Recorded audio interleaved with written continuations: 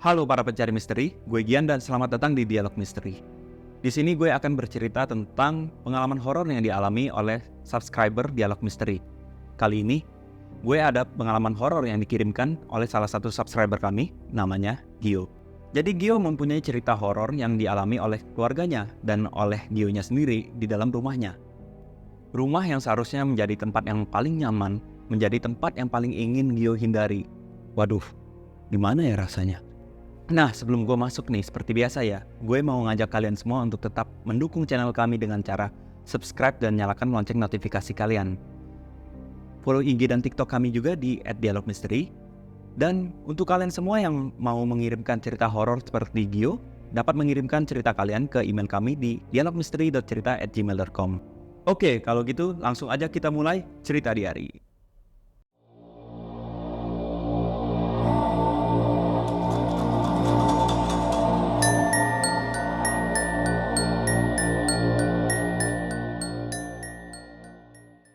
Jadi awal mula ceritanya Gio ini dimulai waktu ayah si Gio membeli sebuah rumah bekas dengan harga yang cukup murah di daerah Jakarta Timur.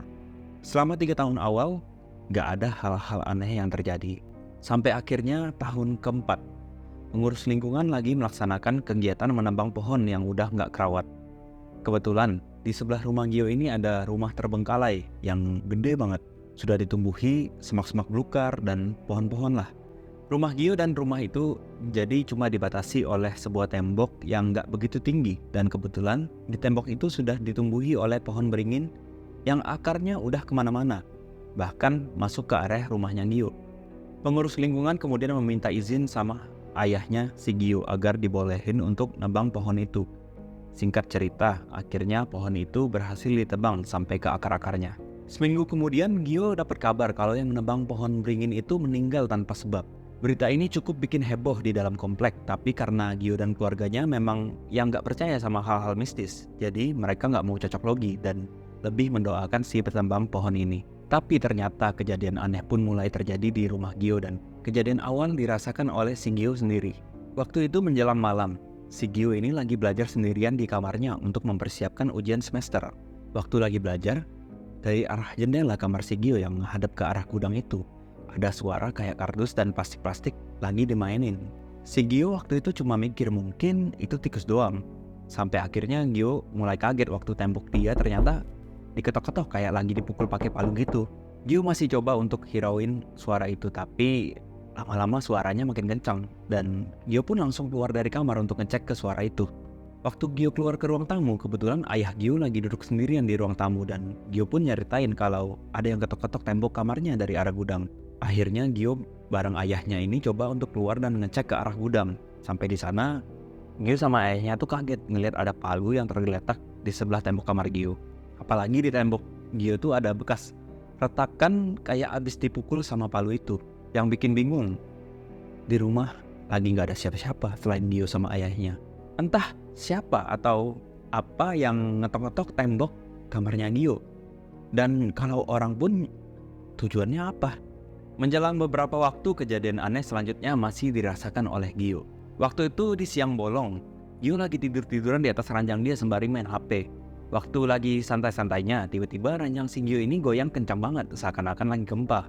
Di sana Gio panik banget tuh, dia langsung lari keluar sembari teriak-teriak. Ibu si Gio langsung datang dan nenangin si Gio kalau sebenarnya saat itu nggak ada gempa. Nah, di sana Gio ngejelasin lah kalau tadi pas dia tiduran, ranjangnya itu udah goyang kencang banget. Tapi si ibunya Gio ini ngasih tahu ke Gio sembari nunjuk ke arah sangkar burung di teras rumah Gio itu. Gio kebingungan, soalnya memang benar sangkar burung yang digantung di teras itu nggak goyang sama sekali. Loh, aneh banget tuh, kok bisa ranjangnya goyang dan rasanya benar-benar kayak gempa. Di saat itu Gio makin bingung soalnya kejadian aneh udah 2 kali terjadi dan nggak bisa dijelasin. Kejadian aneh berikutnya dialami oleh ART Gio, sebut aja namanya Inem, yang kebetulan juga tinggal di rumahnya Gio. Si Inem ini tinggal di kamarnya yang terpisah dari rumahnya si Gio. Jadi di antaranya ada halaman yang cukup luas dengan pohon kelapa yang tinggi di tengahnya. Suatu malam sekitar jam 2, Inem keluar dari kamarnya untuk pergi ke dapur yang berada di rumahnya Gio. Waktu si Inem baru keluar kamar, dia melihat ke atas pohon kelapa dan si Inem kayak ngeliat ada sosok bayangan berbentuk kayak orang gitu. Jadi karena penasaran, Inem pun coba ngedeketin pohon itu untuk ngelihat lebih jelas lagi. Waktu si Inem ini persis di bawah pohon kelapa itu ya, si Inem ini benar-benar kaget dan takut karena yang dilihat Inem itu adalah sosok cewek yang lagi duduk ngeliatin dia. Nah, untuk bagian ini jujur ini cukup creepy ya menurut gua. Jadi coba nih kalian bayangin Spider-Man yang lagi nempel di dinding tapi kepalanya tuh ngadep ke bawah. Jadi si sosok cewek ini beneran posisinya lagi kayak gitu. Dan kemudian dengan cepat banget ngerayap nurunin pohon langsung ke arah Inem, dan tiba-tiba Inem pun teriak-teriak dan kerasukan oleh sosok itu. Teriakan Inem ini akhirnya ngebangunin seisi rumah, bahkan para tetangga yang kemudian mengundang satpam untuk datengin rumahnya Gio. Dan untungnya kebetulan banget, sopir ayahnya si Gio, sebut aja namanya Pak Mahmud, lagi nginep di rumahnya Gio. Pak Mahmud bareng ayahnya Gio langsung datang untuk menenangin si Inem yang lagi kerasukan. Jadi sebelum satpam komplek sampai ke rumahnya Gio, Pak Mahmud ini membacakan doa untuk mengusir sosok yang merasukin si Inem ini. Untung aja, gak lama akhirnya Inem pun sadar dan kembali normal. Keesokan harinya, Inem pun memutuskan untuk mengundurkan diri dari pekerjaannya. Dan seminggu kemudian, ibu si Gio pun memperkerjakan ART baru. Kejadian sangat aneh terjadi di hari pertama waktu ART itu baru saja diantar masuk ke kamarnya yang ada di belakang rumahnya Gio. Cuma dalam waktu 15 menit saja, ART itu keluar dari kamar itu dengan muka yang sangat pucat dan memutuskan untuk langsung mengundurkan diri di detik itu.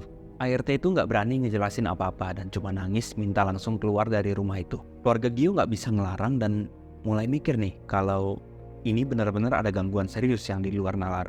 Karena gangguan yang semakin aneh ini, Pak Mahmud dan Satpam Komplek pun nyaranin keluarga Gio untuk melakukan pemberkatan ulang dengan memanggil seorang ustadz yang kebetulan merupakan kenalan Pak Mahmud. Keluarga Gio pun setuju dan singkat cerita ustadz tersebut akhirnya datang dan masuk ke rumahnya Gio. Saat masuk, ustadz ini merasakan kalau energi di rumah itu udah kenceng banget dan udah gak wajar. Ustadz tersebut juga ngelihat kalau rumah si Gio ini udah dijadiin kerajaan oleh bangsa mereka, sehingga banyak mengundang sosok-sosok lain di luar rumah untuk masuk dan nempatin rumahnya Gio. Hal aneh juga ditemui oleh ustadz tersebut waktu memasuki kamar ART yang saat itu lagi kosong. Jadi waktu masuk, ada bau-bau yang gak enak keluar dari bawah kolong tempat tidur di kamar ART itu. Pas tempat tidur ART itu digeser, keluarga Gio kaget banget melihat ada gumpalan rambut yang berlendir dan bau amis, dan panjang banget waktu lagi ditarik. Ustadz itu kemudian langsung membakar rambut itu dan menebar garam di sekitar rumah untuk mencegah sosok-sosok lain yang ada di luar untuk masuk ke dalam rumah si Gio. Setelah beberapa minggu, keadaan di rumah Gio menjadi lebih tenang. Tapi sayangnya ketenangan di rumah mereka cuma sementara aja. Suatu waktu, di rumah pada saat itu hanya ada ibu si Gio seorang diri. Ibu si Gio ini dikagetkan dengan suara meledak di ruang tamu. Waktu ibu Gio datang dan periksa sumber suara ledakan itu, ternyata yang meledak adalah lantai ruang tamu rumahnya Gio. Dan ledakan itu ninggalin lubang yang cukup lebar. Dari dalam lubang itu pun juga ngeluarin asap kayak ada yang terbakar di bawahnya. Ibu Gio yang panik langsung ngefotoin kejadian itu dan fotonya dikirim ke ayah si Gio. Ayah Gio yang ngelihat gambar itu kaget karena di gambar itu ada asap yang terfoto berbentuk kayak wajah sesosok tengkorak. Ayah Gio langsung meminta bantuan ke salah satu pendeta di gerejanya waktu itu. Dan pendeta itu langsung datang ke rumah Gio saat itu juga. Pendeta ini kebetulan juga memiliki kelebihan untuk melihat hal yang gak bisa dilihat oleh orang biasa. Jadi pendeta ini ngasih tahu ke ayah Gio kalau di sumber ledakan itu, di dalamnya ada kepala kerbau yang ditanam oleh pemilik rumah lama sebagai syarat persembahan ke sosok yang mungkin bisa disebut sebagai setan. Jadi esok harinya, lubangnya pun kemudian digali dan ternyata memang benar kalau di bawah rumah itu ada kepala kerbau yang udah jadi tengkorak. Menurut pendeta ini, pemilik sebelumnya itu sepertinya menggunakan cara ini untuk memperkaya dirinya atau pesugihan. Pendeta itu juga meminta semua figur kayak patung, boneka, atau hiasan yang berbentuk seperti manusia untuk dikumpulkan dan kemudian dibakar. Pendeta itu mengatakan kalau semua figur yang berbentuk manusia di dalam rumah Gio sudah diisi oleh sosok-sosok yang berkeliaran di rumah Gio. Setelah pembersihan yang dilakukan oleh pendeta itu, keluarga Gio mulai kembali tenang. Dan lagi-lagi, sayangnya, enggak untuk waktu yang lama. Duh, luar biasa banget nih, gangguan banyak banget. Suatu hari, ibu si Gio ini lagi berdebat dengan adik perempuan si Gio. Sebut aja namanya Aurel. Dan si Aurel ini waktu itu masih umur 10 tahun. Si Aurel ini tiba-tiba mengamuk dan teriak-teriak hingga menangis, yang dimana biasanya si Aurel itu kalau menangis gak sampai separah ini. Ibu si Gio pun akhirnya meminta maaf dan Aurel langsung melotot melihat ke arah ibu si Gio dengan mata yang sangat merah. Di detik itu, ibu Gio sadar kalau itu bukan kayak Aurel lagi. Ibu Gio langsung menggenggam kanung salib sembari ngebaca doa. Benar-benar gak disangka, ternyata suara Aurel berubah menjadi agak kasar berserap. Dan si Aurel ini ngomong, "Lu pikir Tuhan lu mau datang nolong lu?" Sangat kebetulan banget nih. Jadi ayahnya si Gio ini baru aja balik dari kantor bareng temennya namanya Pak Made, dan ngeliat si Aurel lagi melotot dan ngamuk. Ayah Gio langsung memeluk Aurel dengan tujuan biar Aurel tuh gak berbuat yang aneh-aneh. Pak Made ini ternyata kebetulan juga memiliki pengalaman dengan hal-hal mistis. Kemudian Pak Made langsung membacakan doa-doa sampai si Aurel pun kembali tenang. Pak Made ngasih tahu ke keluarga Gio kalau ada sosok kuntilanak merah yang suka sama Aurel karena si Aurel punya rambut yang sangat panjang waktu itu. Karena kejadian-kejadian yang semakin parah, ayah Gio memutuskan untuk menjual rumah tersebut dengan harga murah dan kemudian mereka akhirnya pindahlah keluar dari rumah itu 1 bulan kemudian. Untungnya, teror mistis ini akhirnya selesai saat mereka keluar dari rumah itu. Gio juga ngejelasin kalau rumah itu akhirnya terjual dan dirobohkan untuk dibangun menjadi rumah yang baru oleh pemilik barunya. Pembangunan rumah baru itu juga saat ini mangkrak, sehingga rumah itu jadi rumah yang terbengkalai.